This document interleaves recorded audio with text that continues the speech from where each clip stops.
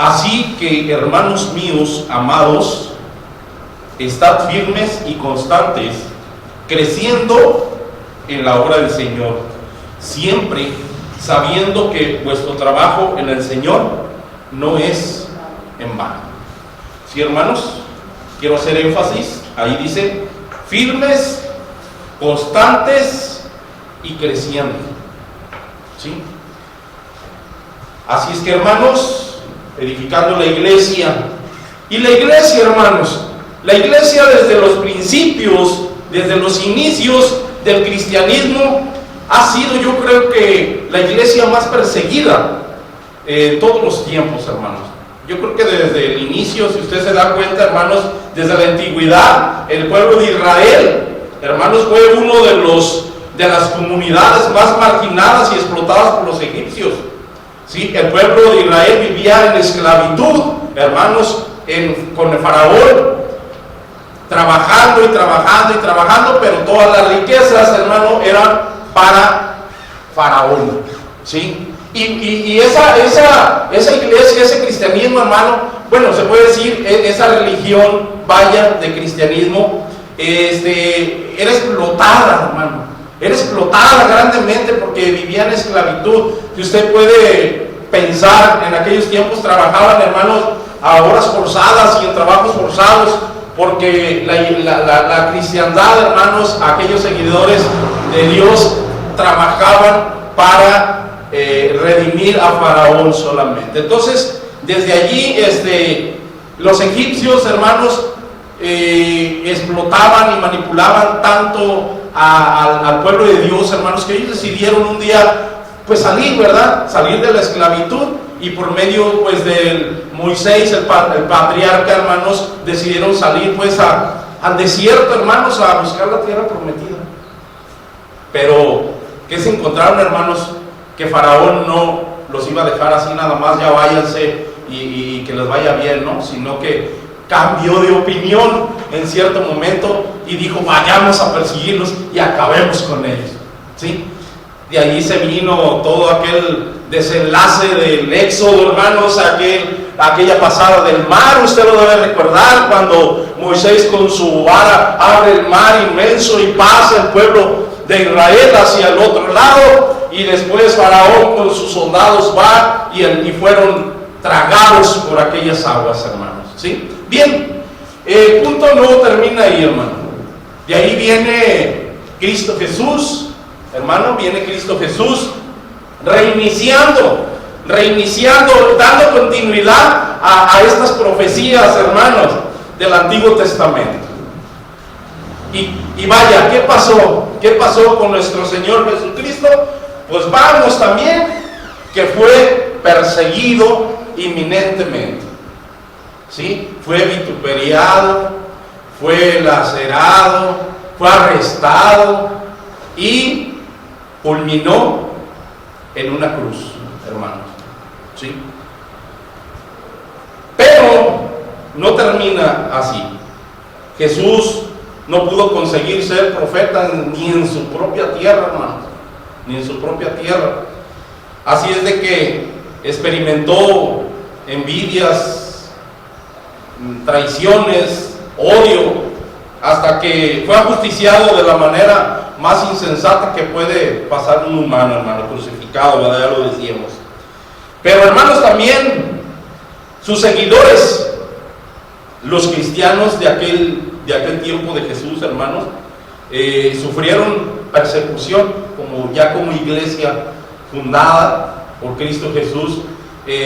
Cada una de las iglesias sufrieron persecución. No podemos dejar de lado, hermanos, olvidar las palabras que dijo Jesús en aquellos tiempos en el Evangelio de Juan 15:20, que nos dice, igual que me han perseguido a mí, os perseguirán a vosotros. ¿Sí? Y desgraciadamente, hermanos, esto es muy real. Hay otra palabra que dice en Juan 15:18, dice, si el mundo os odia, recordad que primero me odió a mí. Entonces, hermanos, hubo persecución, pero Cristo dijo, no temáis, ¿sí? igual que me han perseguido a mí, os perseguirán a vosotros, hermanos. Así es de que la iglesia cristiana, hermanos, ha sido la más perseguida, yo creo, hasta los últimos tiempos, donde estamos ahorita padeciendo. Nosotros aquí en México, pues tenemos un país libre de expresión, libre de religión, libre de credo, hermanos, de creencia. Pero en otros países, hermanos, ya hay persecución, ya no puedes leer una Biblia, ya no puedes compartir el Evangelio, ya no puedes hacer nada que signifique que venga de Cristo Jesús, hermano. Así que el cristianismo ha estado siendo erradicado, ha estado siendo perseguido, hermano. ¿Sí? Pero también la buena noticia, hermano, a través de los tiempos han existido hombres y mujeres que han trabajado en la obra del Señor. Aparte de todo lo malo, hay algo bueno en esto de la historia, hermanos. Usted ha de recordar el apóstol Pablo, por ejemplo, cómo anteriormente era perseguidor de la iglesia cristiana. Él mismo perseguía a los cristianos y los mataba así, lamentablemente, y sin escrúpulos los mataba, y llegaba y mataba y perseguía a la iglesia, hermano. Pero ¿qué vino a pasar? Fue transformado, ese apóstol Pablo fue transformado por el Señor. ¿Para qué? Para traerlo y se extendiera su obra. Dijo: si tú estás persiguiendo la iglesia cristiana, hoy yo voy a hacerte instrumento para que tú edifiques y hagas crecer la iglesia. ¿Sí? Ha de recordar usted cómo ahí en la escritura, pues, él se convierte, ¿verdad? Él se convierte por medio de una ceguera. ¿Sí? Y cuando recobra, él pide al Señor que le dé la vista, pues, y cuando recobra la vista, él empieza su ministerio haciendo crecer las iglesias, y no nada más en todas las iglesias. ¿Sí? Y bueno, me quedan bien estas claras, estas palabras, hermanos, que él le dijo a la iglesia de los Corintios. En este caso es la cita que estamos viendo, muy basados en la iglesia de los Corintios, hermanos, y nos dice esta palabra. Dice: así que, hermanos míos amados, estad firmes y constantes, creciendo en la obra del Señor, siempre sabiendo que vuestro trabajo en el Señor no es en vano. ¿Se da cuenta, hermano? ¿Se da cuenta en este verso Pablo lo que les estaba tratando o exhortando a la iglesia de los Corintios? Primeramente encontramos ahí tres aplicaciones, hermanos. En este sencillo versículo encontramos tres aplicaciones de las que vamos a hablar el día de hoy. Primeramente, dice: así que, hermanos míos amados. Pablo en este momento, hermanos, estaba exhortando, estaba diciendo: estén firmes, estén constantes, creciendo en la obra del Señor. Pero se da cuenta, mi hermano, que él allí estaba usando palabras de amor, primeramente. ¿Sí? Muy tierno, Pablo decía: hermanos míos amados. Es el principio de una buena edificación de la iglesia, hermano. El amor al hermano, el amor al prójimo. Si yo no me puedo subir aquí como pastor a ponerme unos guantes de boxe y es que ustedes son esto, es que ustedes son el otro. No, hermanos, aquí está diciendo: amados míos, amados. Antes de cualquier regaño, antes de cualquier acción, hermano, que te lastime, que te llene de dolor, Pablo estaba diciendo: amados míos. Entonces, ¿qué está tratando de decir, hermano? Que para que una iglesia esté edificada, antes que nada, primeramente debe de haber amor. Sí, porque Dios es amor. Una iglesia sin amor, hermano, no prevalece. Una iglesia sin amor se va a declinar y se va a caer, porque cada quien ama solamente a lo suyo. Solamente yo y yo, pero no ama a aquel, no ve por aquel otro, no ve por el hermano, no ve por la hermana, no ve por el desvalido, no ve por el enfermo. Simplemente, solamente ama, pero así mismo. Entonces vamos a ver el primer punto, hermano. Una iglesia de amor, una iglesia de amor. Hermanos, la iglesia es la gran familia de Dios. En ella nosotros tenemos un lugar muy especial, cada uno de nosotros, hermanos. Todos somos iguales. No porque fulano sepa más, no porque sultano tenga más tiempo, no que sultano haga más o haga menos. Hermanos, aquí en la iglesia todos valemos lo mismo. Todos. Así llegue tarde, hermano, así llegue temprano. ¿Recuerdan aquella parábola de los hombres que buscaron para el trabajo y que uno lo buscaron en la mañana, otro lo buscaron al mediodía y otro lo buscaron ya casi a salir del trabajo, pero todos recibieron un denario? Todos. ¿Sí? ¿Por qué? Porque la obra del Señor así es, hermano. A la hora que usted venga aquí, a la hora que usted llegue, usted está trabajando en la obra de Dios. Así es de que, hermanos, tanto gana el que hace mucho como el que hace poco. ¿Sí? Siempre viviendo en el amor, hermanos. Dios es amor, hermanos. Y de la misma forma como Él nos ha amado, Él desea que amemos a todas aquellas personas que nos rodean, en especial a la iglesia, hermanos. Cristo Jesús desea que nos amemos los unos a los otros, que no haya odio, que no haya rencor en la iglesia, porque esto, hermano, no va a dejar edificar a la iglesia. No va a haber un crecimiento genuino en la iglesia. Cuando ladrillos pongas, cuando ladrillos se van a derrumbar, porque no hay amor. No hay amor. ¿Quién no hace una casa con amor, hermanos? ¿Quién hace una casa y nomás al y se va? Y a ver cómo sale. Ahí pega los ladrillos atravesados y no le eches casi cemento. Ahí nomás para que cuaje. No, hermano, la obra del Señor debe hacerse con amor. Si usted y yo no estamos haciendo la obra del Señor con amor, entonces la obra se va a caer, se va a derrumbar. ¿Sí? Hermanos, Jesús desea que su amor te penetre de tal manera que ames a tu prójimo, así como te amas a ti mismo. Una vez, hermano, que actúas bajo la palabra de Dios, donde Él nos deja como mandamiento que nos amemos los unos a los otros, empezarás a ver a la gente de manera diferente. Una vez que tengas el amor de Cristo en tu corazón, tú vas a ver a las personas diferentes. ¿Por qué? Dice, porque de ahí en adelante solamente querrás sanar al quebrantado el corazón, levantar al caído, ayudar al oprimido y restaurar a todos aquellos que se encuentran pasando difíciles situaciones.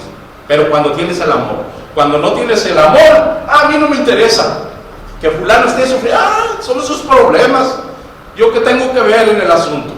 Que fulano no tiene recursos ahorita para eso, pues ahí anda gastando, hay que le busque el solo. No, hermano, si tú tienes el amor de Cristo en tu corazón, tú tienes que padecer lo mismo que esté padeciendo tu hermano.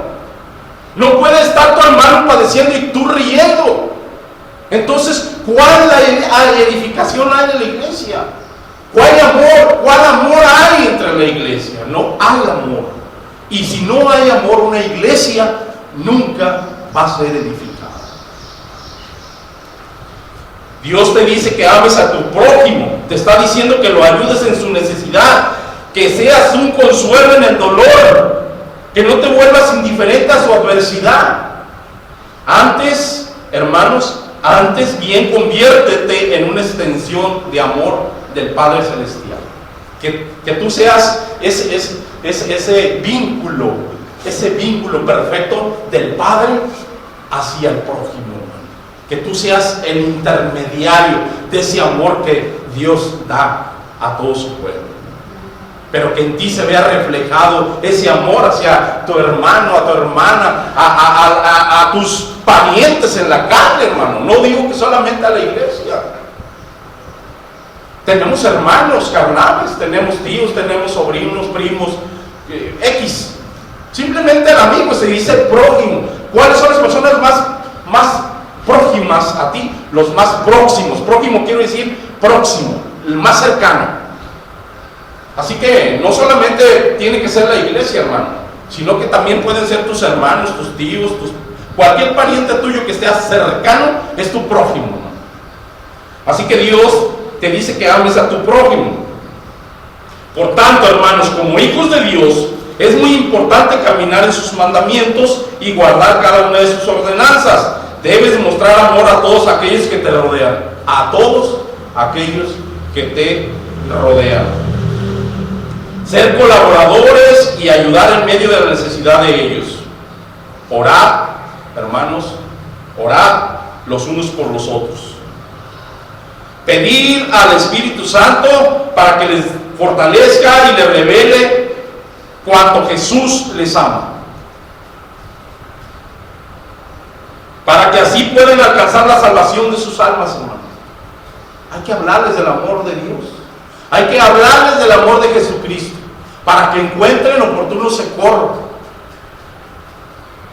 Si no, ¿cómo van a ser salvados? Si usted no les habla con amor, ¿cómo se van a salvar? O usted solamente se quiere salvar a usted solo, hermano. Usted ya está en el barco, pero hay muchos de los suyos, de sus prójimos, de sus próximos, de sus cercanos que todavía no están en la barca. ¿Y qué va a pasar? ¿Se ha puesto a pensar qué va a pasar con los demás que todavía están abajo? La barca de repente se va a pasar como el arca de Noé, hermano, va a ser cerrada. Y aún asiste el diluvio. La barca o la arca ya no se va a abrir jamás. Los que se subieron, y los que quedaron, se quedaron. Es el momento, hermanos, de hablar del amor de Dios al prójimo. Hermanos, llora con los que lloran. Duélete de aquellos que se duelen. Y no olvides nunca a la viuda y el huérfano. Está con ellos. Dice Romanos 12:10, amamos los unos a los otros con amor fraternal. ¿Qué es amor fraternal, hermano? De hermanos. Eso lo está diciendo a la iglesia. Amar los unos a los otros con amor fraternal. En cuanto a honra, prefiriendo los unos a los otros. Prefiriéndose los unos a los otros y no odiando. Y recuerda, nuestro amor por nuestros hermanos en Cristo debe ser el mismo que sintamos por todos los demás. Si no hay amor en la iglesia, créame, lamentablemente la iglesia está cuarteada. Y la iglesia no va a soportar un piso más arriba, un ladrillo, un escalón más arriba, hermano. ¿Por qué? Porque la iglesia no fue edificada en el amor de Cristo Jesús. Y las cosas que comienzan mal, dice el dicho, mal acaban. ¿Usted recuerda aquel hombre que edificó su casa en la arena? Y el otro que edificó su casa en la roca. Dice la parábola que cuando vinieron vientos y aguas, la casa que estaba plantada en la arena fue arrastrada, fue movida. Hermanos, que la iglesia sea inmovible, que la iglesia esté fundamentada en buenos castillos, en buenos cimientos, pero esos castillos estén rellenados con amor. Porque si no, la iglesia está fracturada. La iglesia no va a soportar y se va a caer. Siguiente punto. Una iglesia firme y constante. Dijo Pablo, estad firmes y constantes. Una iglesia firme y constante. Hermanos, estas palabras expresadas por Pablo en este versículo están cargadas de mucha emotividad, pero también de mucha verdad. Lo dicho por Pablo aquí recoge lo que él espera sea el resultado de la obra del Evangelio. Entre aquellos hermanos a los cuales ha predicado la palabra, conviene que detengamos nuestras fuerzas en estas palabras que dijo en este versículo. Conviene, hermano. Ya vimos que la iglesia debe de ser edificada con amor. Ahora conviene que veamos, ¿sí?, que la iglesia debe de estar firme, sí, y inmovible, que permanezca.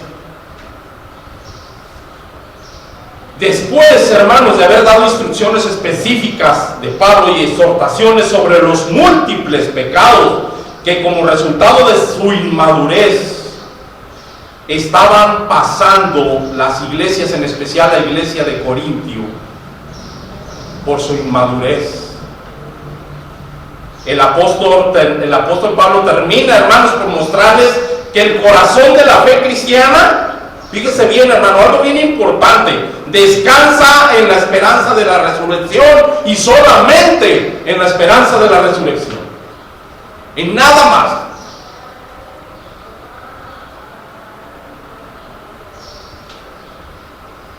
Esta resurrección, hermano, de Cristo es la única esperanza que el cristiano tiene. Es el propósito de la vida del cristiano, la resurrección en tiempos venideros como la resurrección de Cristo Jesús. Es la esperanza. Por eso una iglesia debe estar firme. Una iglesia debe estar fuerte. Una iglesia debe ser inmovible, hermano. Que aunque vengan aguas, vientos, tormentas, problemas, la iglesia no flaquee. La iglesia se sostenga. La iglesia tiene que ser inmovible.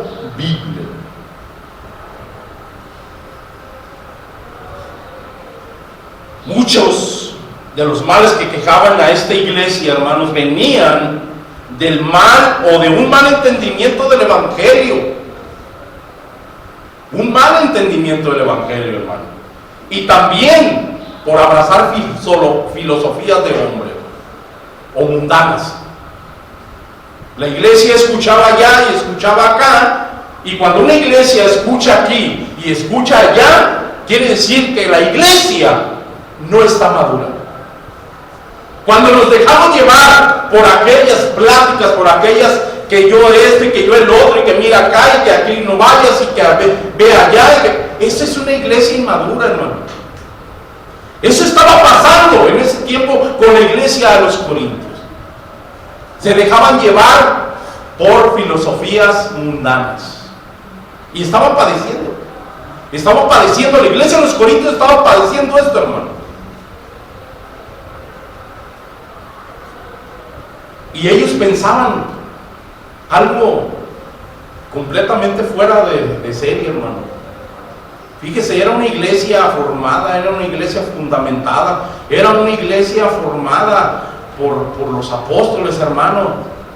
Y aún así, ellos creían o pensaban que cuando ellos morían, que cuando el cuerpo físico moría, ahí se terminaba todo, hermano. Que ahí terminaba todo.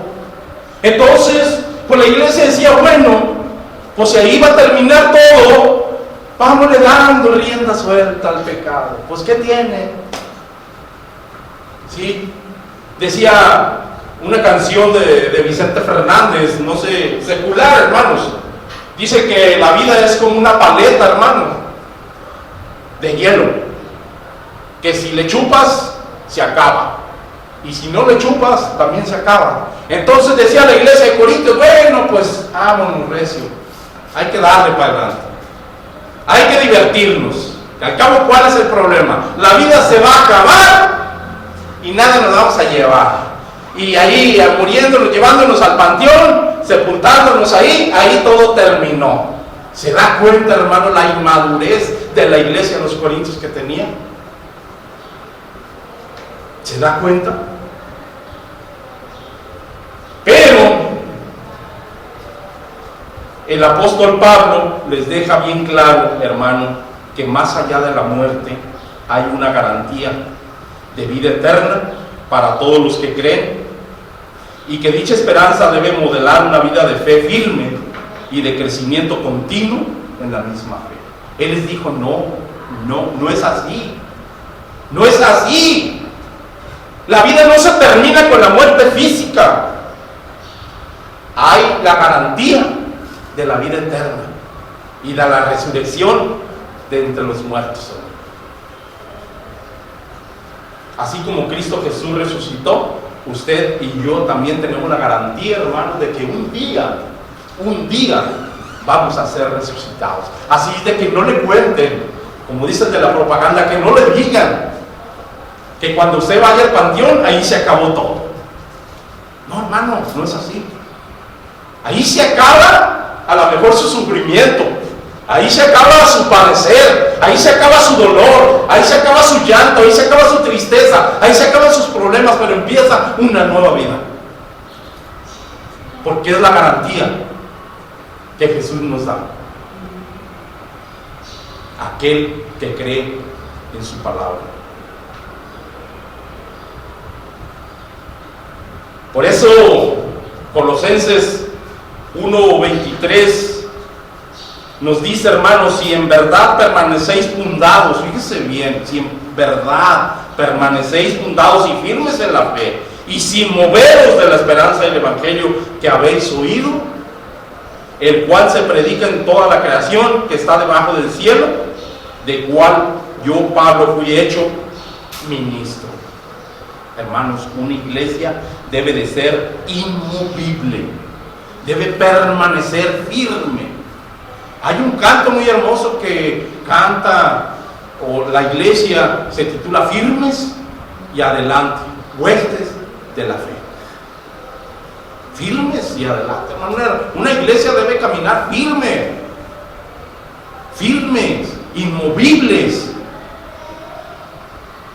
Pero si no tiene amor, la iglesia tiembla.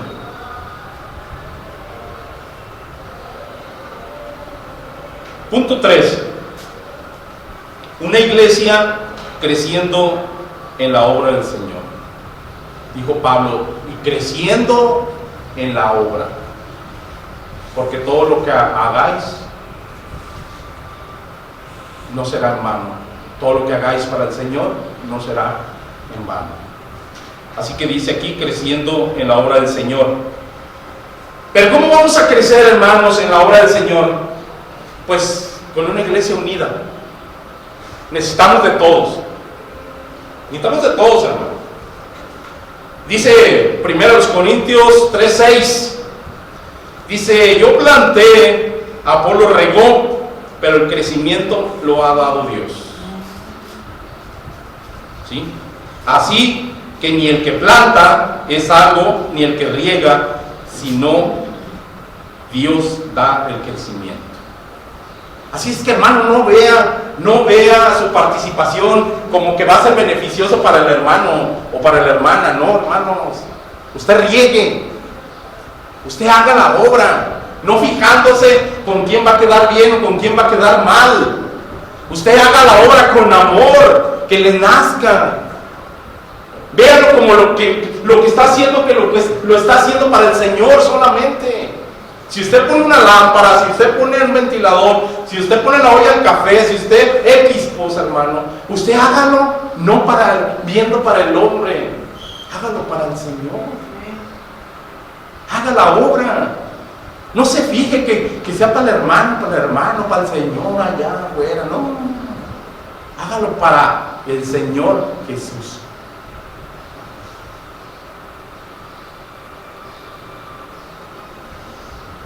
El versículo anterior, hermanos, nos dice que el crecimiento viene de Dios.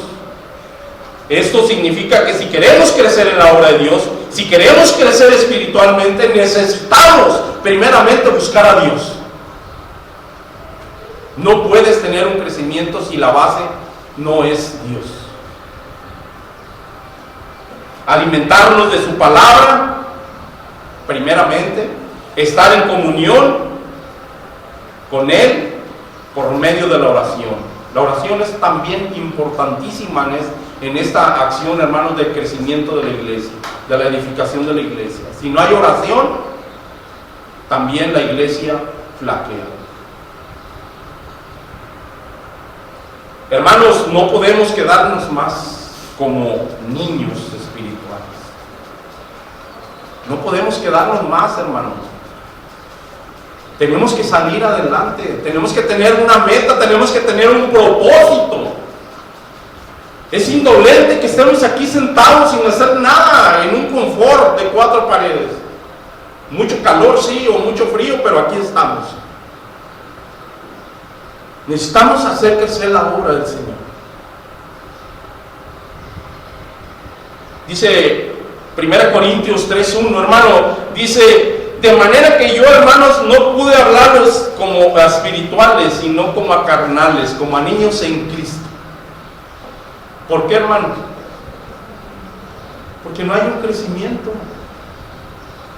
¿Cómo vamos a adquirir sabiduría? ¿Cómo vamos a entender un mensaje del pastor de la iglesia si aún estamos como niños espirituales? Nos tienen que diluir, o tenemos que diluir el mensaje con agüita para que pueda ser digerido por la iglesia, hermano. Que no pase eso. ¿Cuántos años tenemos ya aquí, hermano? Y aún todavía nos hacemos como los niños, que le cae la lechita mal, porque luego hacen bolita en la caca y le tienen que rebajar la lechita con agua para que puedan digerir.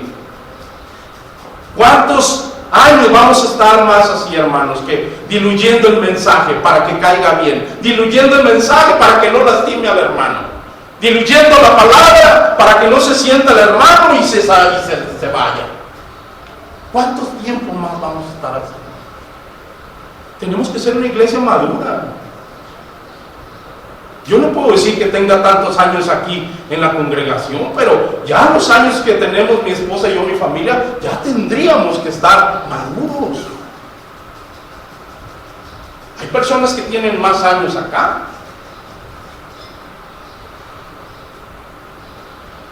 Hermanos, en esta obra todos y cada uno de nosotros desempeñamos un papel muy importante para el crecimiento de la iglesia. Cada uno tiene su valor. No es de que unos hagamos pero otros no hagamos, hermano. Ya lo dije, cada uno somos importantes, tanto el uno como el otro. Hay una parábola, hermano, que quisiera compartírsela. Es una parábola muy pequeña que se llama "Por un clavo se perdió un reino". No sé si ya la hayan escuchado, hermanos. Resulta que había un reino, pues en aquellos tiempos de reyes, ¿sí? Y estaban en guerra, hermanos. Y alguien envió un mensaje al rey que iban el ejército a devastar el reino.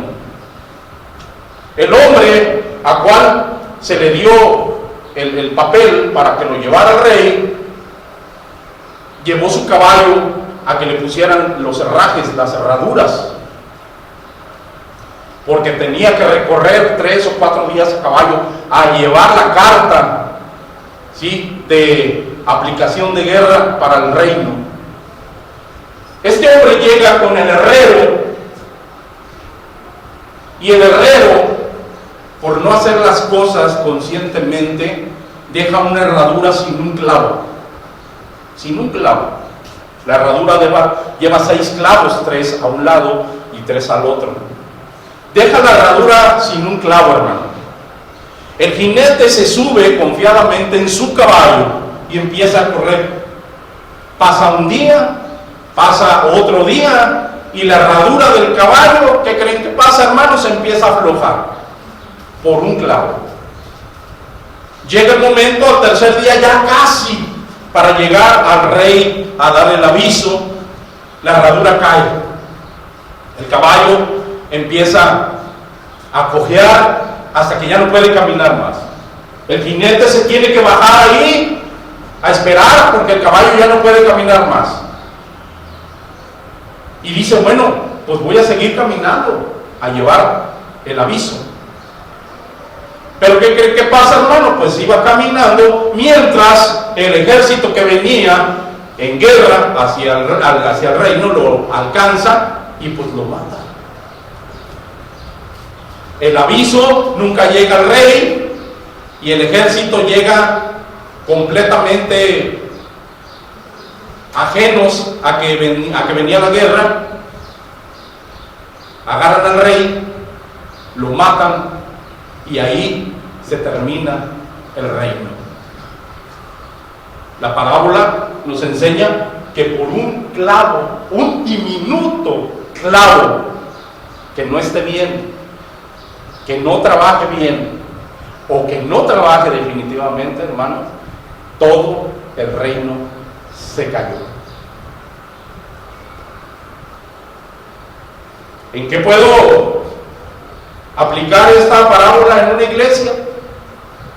Hermano, que si usted es un clavo, usted es una herradura, usted es un caballo, usted es un jinete, usted es un rey, si no está participando en la obra de Dios, la obra no tendrá ese propósito de seguir creciendo. A lo cual quiero decir que todos somos indispensables en la obra del Señor, todos, desde el clavo hasta el rey. Si usted se siente un clavo, hermano, trabaje. Si usted se siente una herradura, trabaje. Todos tenemos algo que hacer en la obra de Dios.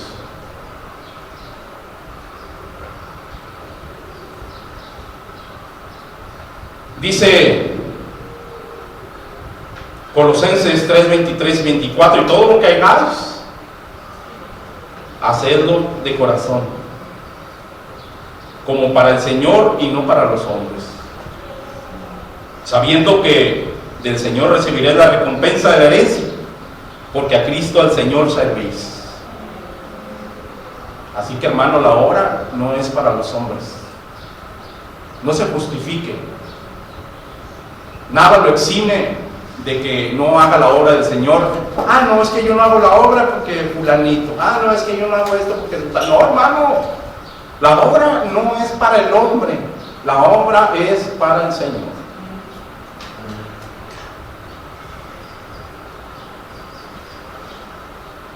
Así que, hermanos, hay que trabajar lo mejor que se pueda, pero a la vez hay que trabajar haciendo las cosas bien, hermano. No nomás al ahí se va. No nomás al ahí se va. No nomás por cumplir. Porque muchos de nosotros hacemos la obra del Señor y nada más por cumplir y salirle al compromiso, hermano.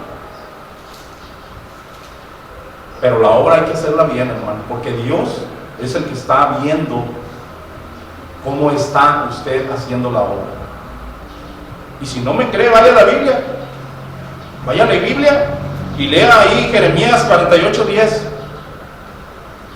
Vaya, lo invito. Tome su Biblia y lea Jeremías 48:10. Y ahí dice, hermanos, maldito el que hiciera indolentemente la obra de Jehová. ¿Qué es indolentemente?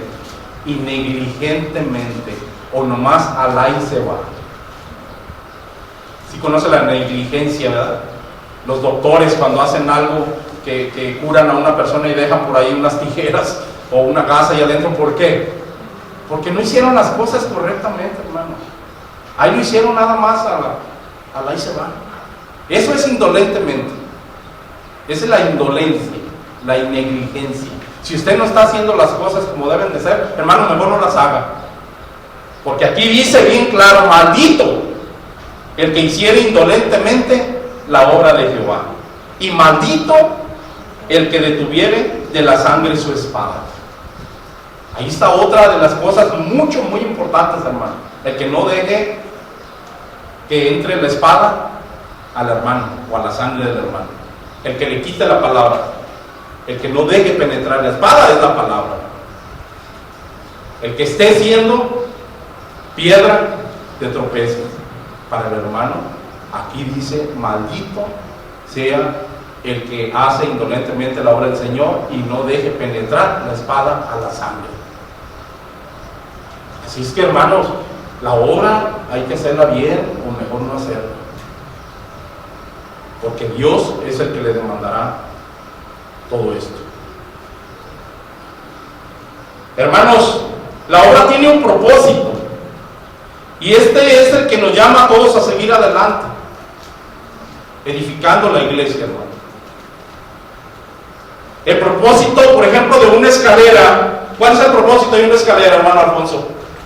¿Cuál es el propósito de una escalera? Es de llegar a la meta. Si usted va a clavar un clavo allá arriba, sube el primer peldaño, sube el segundo peldaño, tercer peldaño, cuarto peldaño, hasta que llega el propósito de clavar aquel clavo. Ese es el propósito, hermano, de la obra del Señor. Que vayamos subiendo peldaño a peldaño, pero peldaño seguro, hermanos. A veces la iglesia sube 3 y baja 4. ¿Cómo está eso? Como el cangrejo. A veces caminamos hacia atrás. La obra tiene un propósito, hermano. La obra tiene una meta. Y exactamente así es la vida cristiana. Vas peldaño a peldaño creciendo, como el Señor, y con el único propósito de que un día no muy lejos tenemos que llegar a la meta, hermano. Tú y toda tu iglesia, llegar a la meta. Quiero concluir este mensaje, hermanos, con una cita también del apóstol Pablo, en Filipenses 3, 12 al 14, y esta cita nos dice: no que lo haya alcanzado ya, ni que ya sea perfecto, sino que prosigo, por ver si logro hacer aquello para lo que cual fui también nacido por Cristo Jesús. Hermanos, yo mismo no pretendo haberlo ya alcanzado, pero una cosa hago, olvidando ciertamente lo que queda atrás y extendiéndome a lo que está delante. Prosigo a la meta, al premio del supremo llamamiento de Dios en Cristo Jesús. Sigamos pues, mis hermanos, firmes y adelante, con una iglesia edificada con amor, con sostenimiento, una iglesia inmovible y una iglesia en crecimiento, hermanos. Pero hagámoslo, no solo que se escuche la palabra y la echemos atrás. Aquí dice Pablo, extendiéndome, no dejando las cosas atrás, extendiéndome hacia la meta. Hermanos, creciendo en la obra del Señor, pero a la vez, al mismo tiempo, hermanos, edificando la iglesia. Oremos. Bendito Señor, Padre misericordioso, amoroso, gracias le damos, Padre Santo, por esta palabra, Señor, que ha sido expuesta a su pueblo. Esta palabra, Señor, que ha de ser de crecimiento, Padre, de exhortación, de edificación a su iglesia, Padre. Esperando, Señor, que cada una de las palabras no haya lastimado los corazones, Señor, de mis hermanos, sino que al contrario, haya hecho valentía, haya hecho ese recuento, Señor, que tenemos cada uno de nosotros, en qué podemos servir en la obra y que a veces no estamos participando en ellas. Llénenos, pues, de esa convicción, de esa fe, Señor, para seguir adelante y seguir engrandeciendo esta obra tan maravillosa que desde el momento en que usted trajo a su Hijo Cristo Jesús al mundo, Señor, a usted nos dio esa garantía, Padre Santo, de seguir con Él, seguir sus pisadas y seguir esa obra, Señor, que Él dejó para su pueblo. Se lo pedimos en el nombre poderoso de Cristo Jesús. Amén. Gracias.